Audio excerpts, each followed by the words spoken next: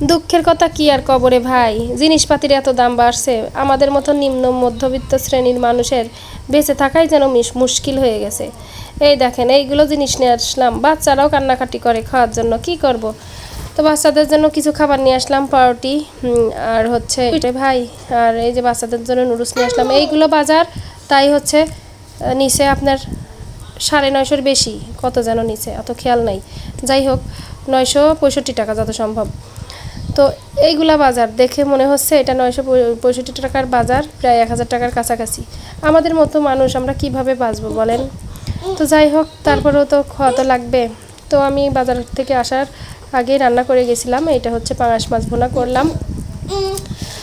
পাঙাশ মাছ আমাদের জাতীয় মাছ, যে যাই বলুক আমার কাছে খুবই ভালো লাগে, আর যেটা ভালো লাগে সেটা বলতে শরম নাই। আর এটা হচ্ছে আমার ক্ষেতের, মানে আমি লাগাইছিলাম নিজে হাতে, হচ্ছে সবজি করছিলাম ছাদে। এটা হচ্ছে চাল কুমড়ার ডগা আর হচ্ছে মিষ্টি কুমড়ার ডগা, তো কেটে নিয়ে এসে যে আলু দিয়ে ভাজি করলাম। তো যাই হোক, এই যে রান্নাটা শুরু করে দিয়েছি। মাছটা আলু হলুদ আর মরিচ দিয়ে হলুদ আর লবণ দিয়ে মাখায় রাখছি, আর সবজিগুলো কেটে নিয়েছি। আর এই যে এখানে মশলাটা দিয়ে দিয়েছি ভুনতে। আসলে ব্লেন্ডার করা মশলা ছিল না, তো কেটে দিয়েই করলাম, পেঁয়াজটা কেটে দিয়ে রান্না করতেছি। আর এখানে আলুটা ভালো করে ভেজে নিচ্ছি। আলুটা ভেজে নেওয়ার পরে আমি শাকটা দিব। আলুটা ভেজে নেওয়ার পরে শাকটা দিলে আসলে খেতে কিন্তু মানে আলুটা সিদ্ধ হয়ে যায়, ভালো লাগে।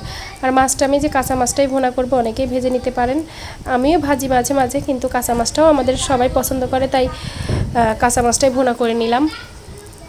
আমাদের মতন মধ্যবিত্ত মানুষের যে কি একটা যন্ত্রণা রে ভাই, সব কিছুর যেভাবে দাম বাড়ছে, মানে বেঁচে থাকাটাই মুশকিল হয়ে দাঁড়াইছে। তো যাই হোক, জীবন বাঁচানোর জন্য তো খাওয়া তো লাগবেই, খাওয়া তো আর বন্ধ নাই, তাই না? পেট তো আর কথা শোনে না।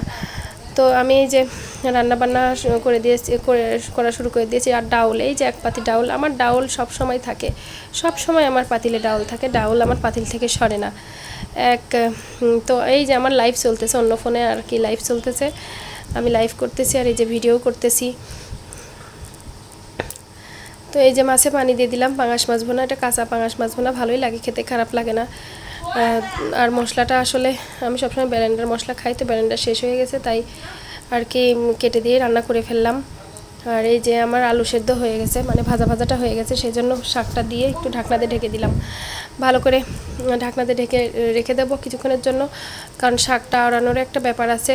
আওড়ানো বলতে একদম নরম হয়ে যাবে শাকটা, একদম নরম হয়ে অল্প হয়ে যাবে। এই যে অল্প হয়ে গেছে, এক কড়াই ছিল শাক, কিন্তু অল্প হয়ে গেছে। আমাদের ফ্যামিলি মেম্বার বেশি, তো সেই জন্য হচ্ছে আমার একটু ভাত তরকারি একটু বেশি রান্না করতে হয়। 2 রকমের তরকারি রান্না করলাম, আবার ডাউল, মাছ ভুনা, সবজি আর হচ্ছে ডাউল। আর এই যে আমি হচ্ছে লাইভও করতেছি, আবার ভিডিও করতেছি। তো ভিডিওটা ভালো লাগলে অবশ্যই সবাই লাইক কমেন্ট শেয়ার করে দিবেন, যদি আপনার ভিডিও ভালো লাগে। আসলে আমি ভিডিও দিচ্ছি, ভয়েস দিচ্ছি, আমার বাচ্চারা চিৎকার চেঁচামেচি করছে, বাচ্চাদের পড়াচ্ছি আর ভিডিও ভয়েস দিচ্ছি, তাই একটু শব্দ হতে পারে, কেউ কিছু মনে করবেন না। আর এই যে মাছ ভুনা শেষ, আমি চুলা অফ করে দিয়েছি। আর এই যে সবজিটাও প্রায় শেষের দিকে, কারণ সবজি বেশিক্ষণ লাগে না রান্না করতে, শাকটা। তো ভালো থাকবেন সবাই, সুস্থ থাকবেন। আজকের মতো এই পর্যন্তই, আল্লাহ হাফেজ।